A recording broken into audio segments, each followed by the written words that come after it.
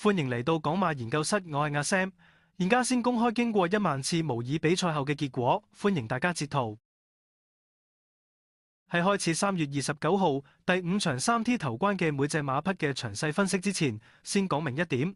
計算嘅結果會同模擬比賽結果可能會有分別，大家可以作參考。希望大家幫手訂閱頻道，等我有更多資源去做更多場次，俾大家多謝。我會將整份電腦馬匹分析報告讀出，最後會有所有馬匹綜合預測總結。1號大愛無疆135磅，目前評分為60分，正處於第4班嘅評分絕對上限。由練馬師廖康銘訓練，交由騎師奧爾文主宣。從其賽績軌跡嚟觀察，7、3、2、1次區嘅競賽狀態呈現完美嘅上升拋物線。上仗喺沙田1200米，好自快咁成功打開勝門，締造咗1分08秒84嘅總時間，末段衝刺力極具威脅。然而，練馬師廖康銘喺勝後做出咗一個違反直覺嘅戰術決策，將其縮程至1000米，並作出大膽嘅配備變動，移除羊毛面箍 CP， 並首次替換為眼罩 B1。呢項操作嘅第3層次推演顯示，馬匹喺1200米賽事中可能喺中段出現咗輕微嘅搶口或注意力分散嘅隱患，導致有氧能量嘅提早消耗，縮程至1000米，並配合眼罩嘅收窄視野效果，旨在讓其喺前400米能夠高度專注，毫無保留咁釋放速度，而無需顧慮1200米末段嘅耐力分配問題。喺晨操準備上，奧爾文親自策騎佢進行咗多次草地與泥地快操同埋蛋習。3月23號於草地蛋習錄得48.1秒，步伐矯健且力量充沛。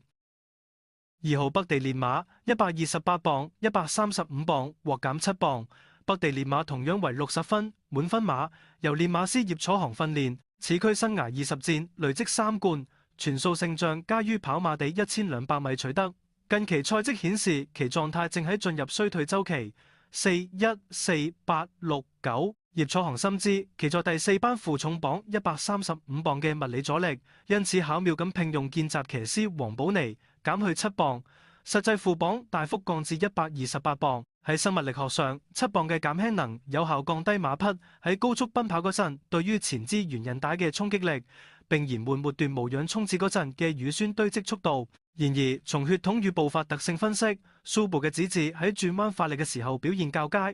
沙田直路賽呢一種純粹考驗極速與絕對耐力嘅舞台，未必係其最佳射程。馬匹喺3月份多數於從化馬場進行休養與快操，但未見極具侵略性嘅試習走勢。8檔位於賽道中外檔，係一個不過不失嘅發力位置。配備上首次佩戴羊毛面箍 CP1， 並綁係涉帶 TT。顯示練馬師試圖喚醒其作戰情緒，並確保呼吸道暢通。但面對多匹側身當銳嘅3歲賽區，佢嘅整體競爭力同速度極限，顯得較為被動。3號包裝戰將133磅，包裝戰將係本場賽事數據張力最大嘅焦點之一。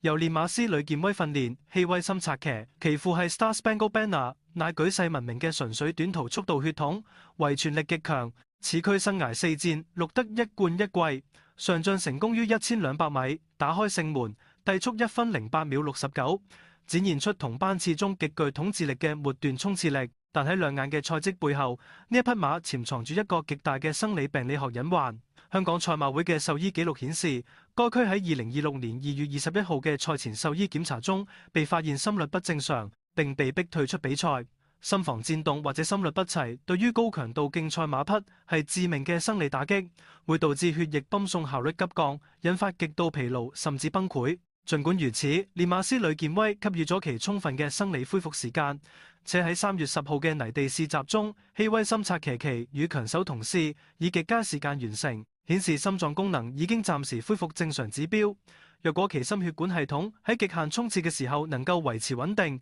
其實力絕對係3甲甚至奪冠之才。但心律問題嘅復發率喺醫學上具備高度不可預測性，呢個喺勝率模型中必須施加高風險折讓係數。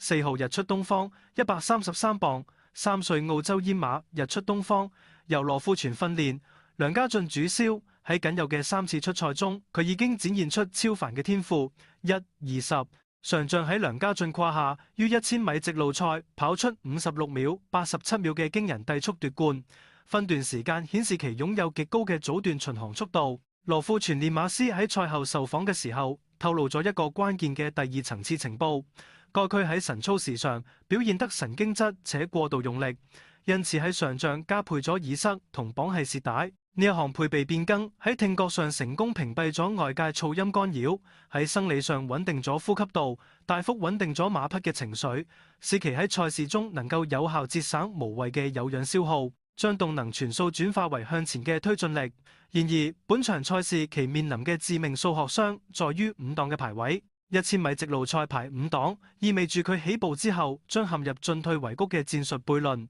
若果強行消耗初段體力，向外欄切入尋找壓實草地，勢必面臨巨大封阻同提前耗盡無氧能量嘅風險。若果選擇留喺賽道中路偏內側，則會失去硬地嘅反作用力優勢同外欄嘅視覺引導。梁家俊必須喺電光火石間做出完美決策，呢個顯著壓抑咗其理論勝率。儘管其基本心肺能力同絕對速度堪稱全場最高。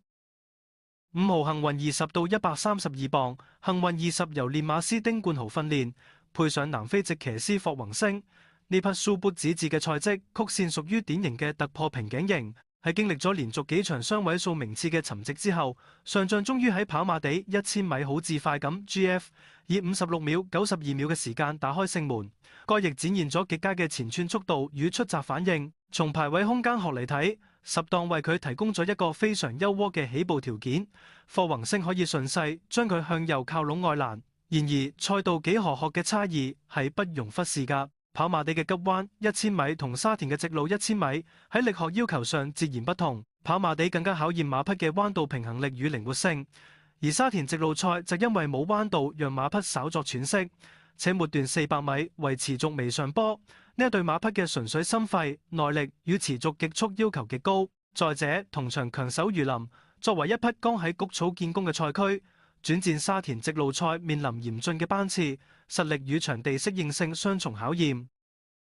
6號佐治傳奇128磅5棚至馬房旗下嘅3歲新星佐治傳奇，交由潘明輝主理。此駒目前僅出賽2次，獲得1亞1殿嘅極佳起步成績。其初出即喺大愛無疆之後跑獲亞軍，第二仗則喺強組賽事中取得第4名。Shala 嘅指刺普遍喺生物學上具備優異嘅快地短途爆發力同早熟特性。喺晨操準備上，潘明輝於3月6號親自策騎其進行試習，錄得59秒11秒嘅佳績，走位443，並喺受催策下展現出不俗嘅追勢。9檔嘅排位賦予其極大嘅戰術靈活性。潘明輝可選擇跟隨幸運20或包裝戰將所產生嘅空氣動力學尾流前進，以節省體力。本次賽事首次佩戴防沙眼罩 PC1， 呢項配備嘅物理作用在於防止前方前領馬踢起嘅草泥擊中眼部，從而保護其視覺並穩定其衝刺情緒，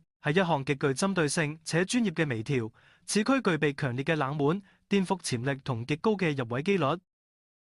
7號尤有心得127磅尤有心得，由貴福特訓練，配上騎師田泰安。呢一匹 Star Spangled Banner 指示出道首戰遭遇嚴重嘅技術性滑鐵盧，以第14名大敗而回。賽後競賽董事報告無情咁指出，佢嘅起步笨拙，且全程未能夠展現任何競爭力。練馬師貴福特並未放棄，隨後將佢運往從化馬場進行深度嘅心理與體能重建。3月16號，田泰安親自北上從化為期進行1200米草地試習，以1分11秒39走位982跑獲亞軍。報告特別標注其喺走外碟時持續推進，展現出不俗嘅進步幅度。呢個顯示佢嘅體能與競賽意識已有所恢復。然而殘酷嘅抽籤，現實係佢抽到咗2檔嘅絕望檔位。對於一匹曾經有起步問題、心智與出閘平衡尚未完全成熟嘅3歲馬而言，喺內檔單打獨鬥且缺乏外欄實體邊界嘅心理引導，極易喺賽事中段因兩側視野空曠而迷失節奏。即使田泰安具備極強嘅推騎力量，物理同心理條件嘅雙重限制仍然難以逾越。8號領航多福127磅，領航多福由鄭俊偉訓練，配上英籍騎師金成鋼。呢一匹3歲側新馬初出，即於1000米賽事中跑獲第5名，錄得獎金40950港元。從純血馬譜系學上睇，Harry Angel 嘅指刺多數喺中短途具備強悍嘅均速能力同堅韌嘅鬥心。賽後報告顯示，佢在初出嘅時候遭遇起步碰撞，同末段受阻。喺如此不順遂嘅旅程之下，仍然能夠接近前列，反映佢潛藏嘅實力底蘊。喺備戰週期中，金城剛同馬匹建立咗良好嘅默契。3月26號喺全天候跑道 AWT 進行咗輕鬆流暢嘅快操，分段時間為33秒4、29秒4、26秒3，抽得11檔嘅絕佳檔位，讓呢一匹具備前速嘅馬匹可以毫無阻礙咁依附外欄推進，完美避開內側馬匹嘅擠碰。交叉鼻箍嘅持續使用喺解剖學上有助於穩定其下顎與頭部姿態，確保呼吸道喺極速運轉時嘅最大進氣量。只要起步順利，此區具備闖入三甲嘅絕對條件。9號電子騰飛127磅初試提升嘅電子騰飛，為蘇偉賢馬房嘅賽區交由艾少禮策騎。3月14號，艾少禮策騎其參與1200米草地試習，僅以第7名過終點，時間一賽12秒92，且試習官方報告特別標注咗嚴重嘅技術瑕疵200鞭策，不斷內閃 Lane in when under whip at 200m 呢一種不規則嘅斜跑現象喺直路賽係致命嘅物理弱點，唔單止導致自身推進動能嘅橫向浪費，更可能干擾卡區並引發競賽事件。更早之前嘅1月10日試習中，佢更因為喺直路嚴重內閃而被評為失敗。練馬師為其加配首次綁繫舌帶 TT1，試圖透過固定舌頭位置嚟防止其吞舌，並改善呼吸與情緒失控。但技術上嘅不成熟，配合極端不佳嘅錄檔，使到佢嘅初出即係面臨地獄難度，勝率微乎其微。10號精彩勇將127磅精彩勇將由方嘉柏訓練，艾杜拿主邀，出道首戰1200米，賽事中表現乏善可陳，以第11名大敗。賽後報告無情咁指出，其沿途走勢極度自練且遭遇艱難旅程。然而高階嘅賽馬分析必須具備睇透表象名次嘅洞察力。呢次練馬師當機立斷，將佢縮程至1000米，並迎嚟咗戰術分佈上嘅最大禮物，最外側嘅14檔黃金檔位。喺 A+3 賽道，14檔意味住馬匹一出閘即可緊貼睇台外欄，獲得最堅硬嘅跑道反作用力同最完美嘅單側視野，完全無需作任何橫向切線移動。呢種極端場地偏差帶嚟嘅動能節省，喺統計學上能夠彌補馬匹至少2至3個馬位嘅基礎實力差距。配合綁繫舌帶 TT 穩定呼吸，雖然佢嘅初出數據平平，但純粹基於極端場地偏差嘅強大加成，佢嘅勝率模型必須相應上調，係本場不可忽視嘅突擊分子。11號步步合拍127磅由冠軍練馬師蔡約翰訓練嘅初出馬步步合拍，配上騎師布文，呢對名牌騎練組合嘅出現，無疑會喺彩池中吸引大量盲目嘅公眾資金。但理性嘅數據回歸分析必須剝離名氣嘅光環，直視馬匹本身嘅力學數據。喺多次密集嘅試習中，呢一匹 Encryption 指示嘅表現僅屬平庸，缺乏閃光點。3月16號嘅1000米試習中，奧爾文策騎僅跑出58秒38秒。官方報告指出，其喺受催策嘅時候反應有限且走勢均速，更具毀滅性嘅客觀條件係佢抽到咗3檔。喺沙田直路賽，新馬牌內檔極易因為兩側馬匹嘅擠壓而產生嚴重嘅幽閉恐懼同怯場心理。面對物理位移成本同心理狀態嘅雙重劣勢，呢一匹3歲初出馬要喺此等嚴苛條件下爆發，難度極高。高階推演顯示，此役極大機率係蔡約翰為其吸收實戰經驗嘅教育性熱身賽。12號天外富天127磅，本場最具爭議性且數據充滿極大張力嘅賽區飛天外富天莫屬。呢匹 Tussauds 嘅指示由大衛希斯精心打磨，交由6屆香港冠軍騎師潘頓執關。喺近期嘅連串試習中，佢展現出驚人嘅進步幅度同極速潛力。3月24號，潘頓親自策騎其參與800米草地試習，以45秒82嘅時間輕鬆跑獲第3，報告讚譽其前領且衝刺凌厲，步伐開揚 ，on pace for 3R ran on nicely。而喺更早嘅3月14號1000米試習中，同樣喺直路上展現咗均勻且持續嘅追勢。大衛希斯對此區寄予厚望，而潘頓願意喺初出即索騎，更係其實力達標嘅鐵證。考慮到潘頓極其精準嘅走位、計算能力同強大嘅末段推騎技術，佢極有可能嘗試喺初段尋找掩護，並且喺末段尋找馬群間嘅空隙衝刺。儘管檔位帶嚟極大嘅負預期值，佢嘅雄厚嘅基礎實力同騎師加成仍然強力支撐起較高嘅勝率。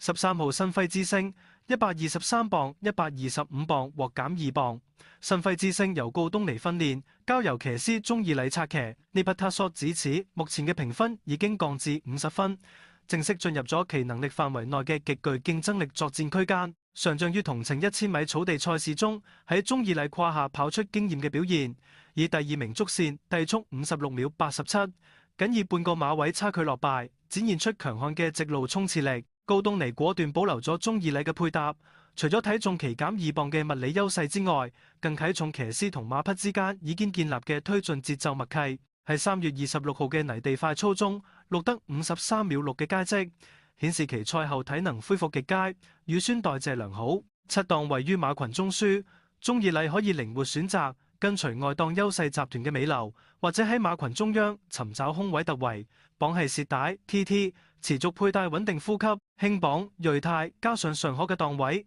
使其成為本場最具投資價值嘅半冷門焦點。14號不勞而獲121磅、123磅獲減2磅。不勞而獲由葉楚航訓練，配上騎師周俊樂。呢一匹嚟自英國嘅 Lanfos 指刺，其評分已經如自由落體般暴跌至48分，反映出其長期低迷且缺乏競爭力嘅競賽水準。過去6仗全數落第6、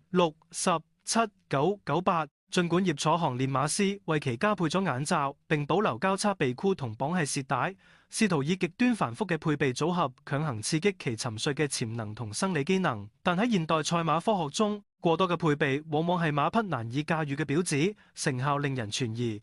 喺客觀條件上，此區遭遇咗沙田1000米直路賽嘅最差死刑判決一檔，排喺最內檔，意味住佢將跑喺場地最鬆軟、最缺乏實體邊界引導且最受側風影響嘅賽道邊緣。考慮到佢本就貧弱嘅末段衝刺力，喺一檔嘅絕境中幾乎冇克服阻力嘅幾何與物理可能，周俊樂減去2磅嘅微小優勢，喺呢一巨大嘅實力與物理鴻溝面前顯得杯水車薪。